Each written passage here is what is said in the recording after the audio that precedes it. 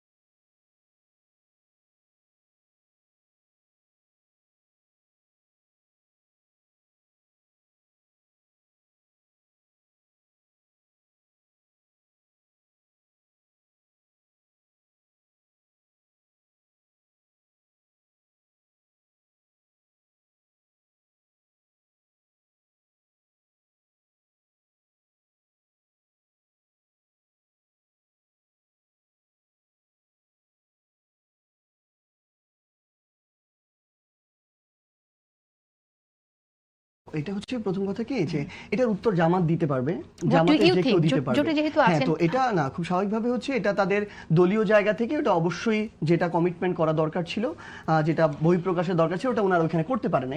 এটা নিয়ে তো মানে বিরোধিতা করার কিছু নেই। একইভাবে এটা বিএনপিও করতে পারে না, ওই জায়গায় শুধুমাত্র এনসিপি করতে পেরেছে দল হিসেবে। এনসিপি 5% প্লাস সেই জায়গায় নারী সদস্যকে সেখানে সংসদে মনোনীত করেছিল ইলেকশনের ক্ষেত্রে, সংসদীয় ইলেকশনের ক্ষেত্রে। তো ঢাকা 19 এবং 20 দুইটাতে আমাদের নারী 2জন প্রার্থী ছিল। এবং আরেকটা জিনিস কি ভাই যেটা বললো যে চিটাগংয়ের যে বিষয়টা বললো, দেখেন ওই মেয়র সাহেব উনি কিন্তু মেয়র হচ্ছে বিএনপির মেয়র, এবং উনি ওনার জায়গা থেকে আওয়ামী লীগের রাজনীতির সাথেও ছিলেন, বিএনপির রাজনীতির সাথেও ছিলেন, খুব অল্প সময়ের জন্য একটু উনি শেষ BNP করি, রাজনীতিতে হ্যাঁ। ছিলেন। এবং যেটা হচ্ছে যে উনি বিএনপি চেয়ারপারসন বেগম খালেদা জিয়ার উপদেষ্টা ছিলেন, এবং সর্বশেষ যে নির্বাচন এই 26-এর নির্বাচন উনি কিন্তু বিএনপির প্রার্থীর সাথে সরাসরি রাজপথে থেকে তিনি বিএনপির নির্বাচনে অংশগ্রহণ করেছেন। তো আসলে তখন যদি সমস্যা না হয়, সবাই যদি এটাকে গ্রহণ করে নেয়, ধরেন এনসিপির একজন এমপি হাসনাত আব্দুল্লাহ শুধু তার সাথে দেখা করতে গিয়েছে, এটা কিন্তু ইস্যু করার কোনো মানে হইতে পারে না। তো ব্যাপারটা হচ্ছে এখানে ইস্যুটা কেন করা হয়েছে, আসলে তাদের মনে হচ্ছে যে তিনি যদি আমাদের এমপি ক্যান্ডিডেট হন, তাহলে বিএনপির যিনি এমপি ক্যান্ডিডেট তিনি এটাকে একটা পটেনশিয়াল থ্রেট মনে করছেন, কারণ তার বিজয়ের হওয়ার সম্ভাবনাটা অনেক এখানে কমে যাবে, এবং উনি একজন এনসিপি শক্ত প্রার্থী হবে, সেখানে যদি জোটের আমরা সমর্থন এনে দিতে পারি, সেই জায়গা থেকে তার জিতে আসার সম্ভাবনা অনেক বেশি। দ্যাটস ওয়াই তাদের একটা মানে মদদেই এই একটা মব ওইখানে ক্রিয়েট করা হয়েছিল। কিন্তু একটা জিনিস কি, যখন ধরেন বিএনপির সাথে থাকবে তখন সমস্যা না, বা আমরা আমাদের জায়গা থেকে শুধু কথা বলতে যাব তখন যদি সমস্যা হয়, বিষয়টা খুবই দৃষ্টিকটু।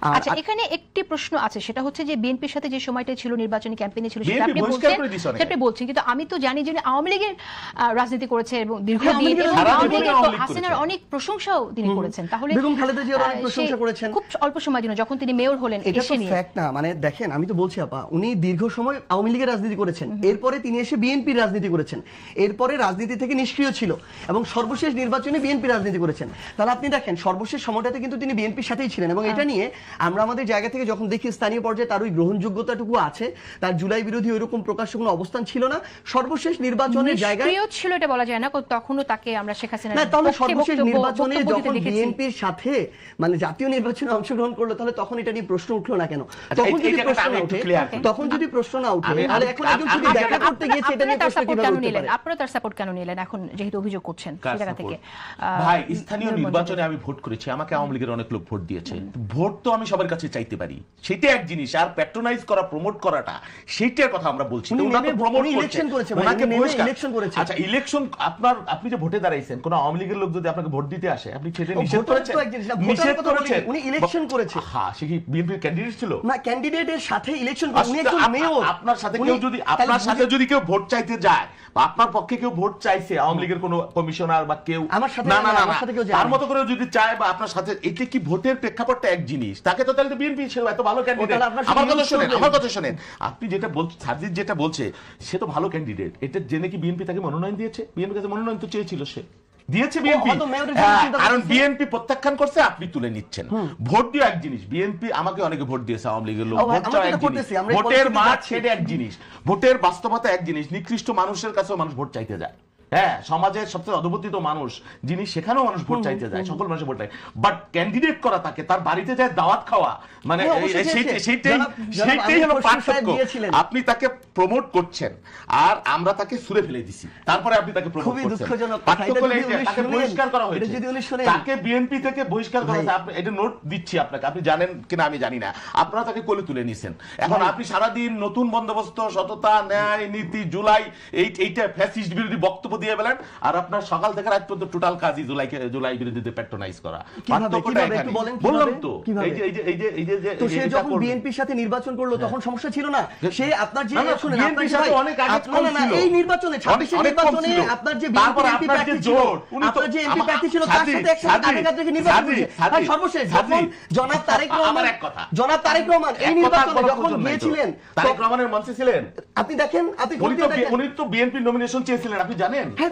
দেন না, দেই নাই আমরা। মেয়র দিতেন আপনারা। ফেলে দিছি। মেয়র দিতেন। ফেলে দিছি। ফেলে দিছেন হ্যাঁ, তাহলে? ফেলে দিছি, আসলে বহিষ্কার ফেলে করে দিছেন। দিছি। তাহলে নির্বাচনে কেন উচ্ছিষ্ট, নিচ্ছিলেন সাথে করে? হ্যাঁ, ওটা একটা প্রকাশ হয়েছে, আপনি দেখবেন জামাতের সব- এমপি, সব- তাদের সেজন্য না, সেজন্য না, জিজ্ঞেস করছিলাম। বললাম তো বিএনপি জামাত, বিএনপি নেতাদের ছত্রছায়া, তাদের নেতৃত্বে, তাদের লিডে একটু গেলে খোঁজ নেওয়া যাবে কিভাবে এটা হচ্ছে পত্রিকা একদম নাম ধরে এসেছে গেল। আমি শুধু একটু সম্মানের জন্য ওই নামটা বললাম না। দ্বিতীয়ত কিভাবে দেখেন তারা তাদের জায়গায় এই জ্বালানি সংকটটাকে ডিল করতে ব্যর্থ হয়েছে। বিএনপি তাদের জায়গা থেকে এই যে তেলের যে সিন্ডিকেট ছিল, পাম মালিকদের যে সিন্ডিকেট ছিল, জ্বালানি সিন্ডিকেট, এটার কাছে রীতিমতো পরাজিত হয়েছে। তারা তেল মজুত করেছে, এটা দেখেছে। সমস্যা হলো এই যে সিন্ডিকেটটা যারা মজুত করেছে এটার সাথে বিএনপির অনেক শীর্ষ নেতা এটার সাথে জড়িত। মজুত করেছে, তেল ছাড়ে নাই, বাজারে তেলের সংকট হয়েছে, লাইন হয়েছে, মানুষ এমন একটা জিনিস মতামত দিয়েছে আমার কাছে 20 টাকা বেশি নেন, তারপর আপনি তেল ছাড়েন, 20 টাকা করে দাম বাড়ানো হলো। কিন্তু সমস্যা যেটা হলো এর মধ্যে দিয়ে হয়তো মানুষের ওই লাইনটা এখনো কমবে, যদি এখন পর্যন্ত কমে নাই। কিন্তু সমস্যা হচ্ছে এই তেলের যে 16-17% করে দাম বাড়লো প্রত্যেকটা জ্বালানি যেগুলো প্রয়োজনীয়, এটার মধ্য দিয়ে বাংলাদেশের প্রত্যেকটা জিনিসের উৎপাদন, বন্টন, বিপণন, পরিবহন প্রত্যেকটা সেক্টরে ইম্প্যাক্ট করবে এবং আপনি দেখবেন কিছুদিনের মধ্যেই সবকিছু 20 থেকে 50% এর দাম বেড়ে যাবে।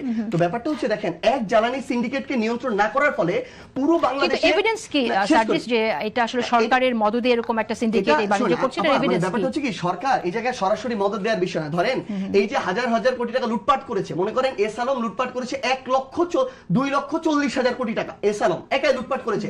এখন আপনি যদি বলেন যে শেখ হাসিনা তাকে শেল্টার দিয়েছে, এটার এভিডেন্স কি? এটা তো এভাবে হয় না, এটা প্রত্যক্ষ পরোক্ষভাবে বোঝা যায়। আমরা এটা বলতেছি না যে জনাব তারেক রহমান দিয়েছে, কিন্তু ব্যাপারটা হচ্ছে এটাও সরকারের দুর্বলতা যে সরকার ওই সিন্ডিকেটটা মোকাবেলা করতে পারেনি। এবং আরেকটা গুরুত্বপূর্ণ দুর্বলতা যেটা হচ্ছে এই তেল সংকটটা আরো কম হতো যদি ইরানের সাথে ওই ধরনের একটা পররাষ্ট্র যে নীতি এটা আমাদের সম্মানজনক থাকতো, তাহলে তারা আমাদের 6টা তেলের জাহাজ আটকাতো না।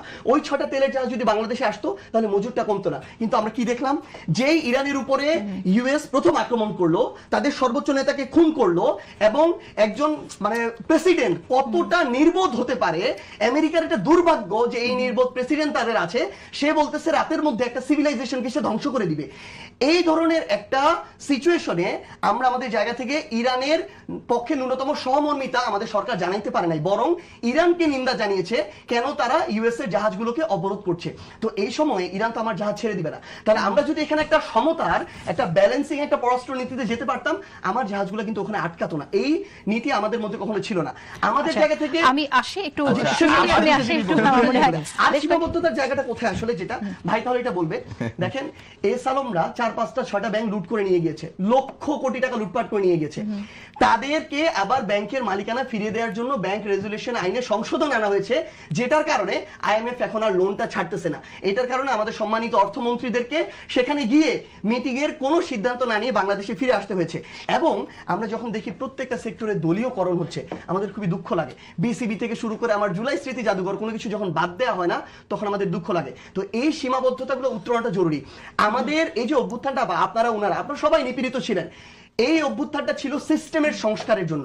এই অভ্যুত্থানটা ছিল যেই জায়গায় মানুষ প্রত্যেকটা সময় গিয়ে নিপীড়িত হয়, জুলুমের শিকার হয়, নির্যাতিত হয়, যেগুলো দিয়ে মানুষের উপর অন্যায় করা হয়, এগুলো পরিবর্তনের জন্য। কিন্তু সমস্যা হচ্ছে বিএনপি প্রত্যেকটা জায়গায় ওই একই কাজগুলো শুধু এখন বিএনপি নামে করছে। এটাই হচ্ছে বিএনপির সবচেয়ে বড় সীমাবদ্ধতা। এই কয়েকদিন আগেও এনসিপির নামে করতো। আপনি কি একটা অভিযোগ শুনেছেন এই যে এতগুলা ডিসি, এসপি, মন্ত্রী, এমপি এটা হয়েছে, একটা জায়গা থেকে একটা অভিযোগ উঠেছে?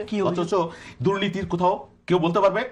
অথচ এই এনসিপি আমাদের এই ছোট ভাই সন্তান, এদের বিরুদ্ধে কি পরিমাণ অভিযোগের পাহাড়, এক একজন আঙুল ফুলে কি পরিমাণ কলা গাছ হয়েছে, যে কেউ আমরা দেখেছি। এই যে এক একজন, আপনি তো বললেন কারণ বাজার সাদা হয়েছে, আপনি প্রমাণ দেন? অবশ্যই আপনার বিরুদ্ধে 1000 প্রমাণ আছে, 1 কোটি প্রমাণ আছে। একটা দেন, একটা প্রমাণ। এবং এনসিপির প্রত্যেকটা, আমি বলি আপনিও প্রমাণ দেন, আমিও দিব। এখানে তো যুদ্ধের জায়গা, প্রমাণের জায়গা। আপনি যে অভিযোগ করেছেন এটা তো আপনি এর সাথে জামাত জড়িত, এর সাথে। এবং আপনার ওই যে কি বলে এসআরএমের যে ব্যাংক, সেই ব্যাংকের আপনার যে জোট সঙ্গী জামাত, আপনি জামাতের দায়িত্ব নেবেন না? জামাত কি করেছে তার সঙ্গে জোট করলেন। জামাত যে জুলাই বিরোধী কাজ করলো আপনি জানতেন না? যে মহিলাদের নমিনেশন দেয়নি, জুলাই স্পিড বিরোধী, আমার কথা বলতে দেন, জুলাই স্পিড বিরোধী তার দায়িত্ব আপনি দিলেন কেন? তার সাথে আপনি কেন গেলেন? ওইখানে শুনুন, আমি তুলনা করব। জুলাই বিরোধী দায়িত্ব দিবেন, জুলাই আমি কথা বলিনি, আমি কথা বলিনি, প্লিজ জামাত জুলাইয়ের বিরোধী ভূমিকা পালন করলো, একজনকে নমিনেশন দিল না, তাকে জামাতই পছন্দ হলো। এখন কয় তাদের ওই দায়িত্ব আমরা নিব না। তাদের জোট ভালো লাগে, কিন্তু তাদের যে জুলাই বিরোধী ভূমিকা সেটা তাদের ভালো লাগে না আর কি। মানে বৈপরীত্য, অভিযোগের পাহাড় উঠতেই পারেন, করতেই পারেন। আমি দায়িত্ব নিয়ে বললাম এই এনসিপি জামাতের কথা কমই বলবো, এনসিপি যে প্রশাসনে বদলি বাণিজ্য ট্রান্সফার নিয়ে যে বিপুল পরিমাণ লুট করেছে, হাজার হাজার পত্রিকায় রিপোর্ট সমস্ত রিপোর্ট এসছে, এবং তার টিএস এপিএস তার যে এনসিপির যে আহ্বায়ক তাদেরকে দেশ থেকে এটা নিয়ে তদন্ত হচ্ছে। তো অভিযোগ বললেই প্রমাণ হয় না। কালকে কারণ বাজারে চাঁদাবাজি হয়েছে, আপনি মিডিয়ার সামনে বলে দিলেন যে বিএনপির লোকের প্রশ্ন, তা এই দায়িত্ব আপনি নেবেন না? এগুলো রিপোর্টের ভিত্তিতে আপনি বলবেন, এবং প্রমাণও আমি দেবো। আপনি চাইলে 100 বার প্রমাণ দেবো যে আপনারা দুর্নীতি করেছেন, লুণ্ঠন করেছেন। 1.5 বছরের যে পরিমাণ লুণ্ঠন করেছে আওয়ামী লীগ 3 বছরে সেটা করতে পারে না। আসলে 100%। আপনার প্রত্যেকটা যারা মেসে থাকতেন, যারা মেসে ঘুমাইতেন, 5 স্টার উঠে গেছেন 1 লাখ দিয়ে। বাংলাদেশের রাজনীতিতে এত বড় রূপান্তর, এত বড় লম্ফ আর কেউ কোনোদিন দিতে পারে নাই। আমাদের দীর্ঘ রাজনৈতিক সংগ্রামের ইতিহাস আছে। মেসে থেকে চলে গেছে, হলে থেকে চলে গেছে 5 স্টার এক একজন, মুরগি খাইতে যায় ওয়েস্টিনে। এগুলো কি পৈতৃক টাকার, হ্যাঁ বাপের টাকা না জমিতে এসে করো? আমরা জানি না কার বাবার কি ছিল, কোত্থেকে উঠে আসছে, কয় টাকাতে ভাত খাইছে ক্যান্টিনে, 3 দিনের মাথায় বইরে কি হইয়া লাভ দিয়ে এখন দুর্নীতির কথা বলে, অথচ নিজেদের আপাত অবস্থা দুর্নীতি ভরা। এতটুকু সুযোগ পেয়েছে, সুযোগের পুরো ব্যবহার করে দিছে। এখন বিএনপি 2 মাসের একটা সরকার, হ্যাঁ বিএনপি আপনি একটা অভিযোগ পেয়েছেন কোথাও কেউ দুর্নীতি করেছে, হ্যাঁ ব্যর্থতা থাকতে পারে, আমি অস্বীকার করি না। তেল নিয়ে মিসম্যানেজমেন্ট হইতে পারে, সেটাও ঠিক আছে, তেলের লাইন আছে। এই সংকট তো বিএনপি তৈরি করেনি। আপনারা একটা পরামর্শ দিতেন যে ভাই এটা না এইভাবে করেন, এইভাবে করেন। দিন ভরে সংসদে প্রশ্ন করতেছে এই বিলের উপর প্রশ্ন, এরকম বিল নাই, সরি আমি বসে পড়লাম, আরে ভাই এটা নিয়ে কথা বলতেছে, এর কোনো ভিত্তি নেই। অথচ তেল নিয়ে আজকে শুধুমাত্র দেখলাম যে বিরোধী দল এই জ্বালানি সংকট নিয়ে সংসদে কার্যকর একটা কথা তুললো মানুষের সমালোচনার কারণে। তারা আছে সমালোচনা কি ময়মনসিংহে অপহরণ হচ্ছে, জামাতের আমির, তাদের আমির, সে বলতেছে কি বিএনপির গুন্ডারা তার মতো করে চাঁদাবাজি, কি নারীকে অপহরণ করছে, রেপ করছে বিএনপির গুন্ডাদের অধীনে। পরে দিন শেষে দেখা গেল যে প্রেম প্রীতির ঘটনা, এক মেয়ে তার প্রেমিকের সাথে চলে গেছে। মানে মিথ্যা দিয়ে, প্রোপাগান্ডা দিয়ে হেন কোন, এবং এই প্রোপাগান্ডা শুরু হয়েছে নির্বাচনের আগে থেকে। এবং তারা এটাও বলছে বিএনপি এমন রাজনৈতিক দল, জুলাই বিরোধী ভূমিকা, বিএনপি এমন একটা রাজনৈতিক দল যে পৃথিবীর ইতিহাসে একমাত্র যারা নির্বাচনের আগে যাদের পতন হয়ে গেছে। হাসিনা গেছে যেই পথে, আমরা বিমানের রাইতে ঘুমাই ঘুমাই আমি স্বপ্ন দেখি, আল্লাহ দুঃস্বপ্ন, যে বিমানের চাক্কা ধরতে পারি কি পারি না। আরে ভাই 18 বছর হাসিনা বিএনপি রে ক্র্যাশ করতে পারে নাই, আপনারা আইসেন অ্যাসাইনমেন্ট, এরশাদ পারে নাই, মঈনুদ্দিন ফখরুদ্দিন পারে নাই, হাতি ঘোড়া গেল তো মশা বলে কত জল, সেই গল্পের মতো আর কি আমাদের গ্রামের। চেষ্টা করতে থাকেন, বিএনপি খারাপ হয়ে যাবে। আমার ছোট ভাই বলতেছে সার্জিস আমাদের সন্তানের মতো না, বিএনপি আগামীতে জিতবে না, বিএনপির কি কঠিন হয়ে যাবে আগামী দিনে। বিএনপির চিন্তাটা একটু বিএনপিকে করতে দেন, বহুত পোর খাই আইছে। আপনি আপনার চিন্তা করেন যে আপনার রাজনীতি কোথায় আছে, যেই লম্পজম্প দিচ্ছেন সেই জায়গায় ছিলেন কিনা, না কিভাবে আছেন সেটা চিন্তা করেন। আচ্ছা, আমার মনে হয় যে হ্যাঁ একটু আমরা কিছু বলতে চাইলে প্রেক্ষিতে বলবেন, কিন্তু একটা জিনিস আমরা দেখলাম যে